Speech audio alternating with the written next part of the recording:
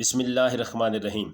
بین الاقوامی شہرت یافتہ ادیب و خطیب و کالم نویس منشا قاضی ایسی شخصیات کسی بھی معاشرے کے لیے قیمتی اثاثہ ہوتی ہیں جو آشیانہ قائد ویلفیئر سوسائٹی کے سرپرست کی حیثیت سے اپنی ٹیم کے ساتھ مل کر آشیانہ کو ماڈل سوسائٹی بنانے کے لیے ہمہ وقت سرگرم عمل ہے۔ سوسائٹی میں واقع گریڈز آف سکول میں ننھے طلبہ و طالبات کی پینٹنگز اور مصوری کے فن پاروں کی نمائش منعقد ہوئی، جس میں منشا قاضی، خالد گل اور ڈاکٹر صوفی انجم ملک نے بطور مہمان خصوصی شرکت کی۔ مہمانوں نے بچوں کے شاہکار دیکھ کر ان کی محنت اور اساتذہ کی عمدہ کارکردگی کو بے حد سراہا۔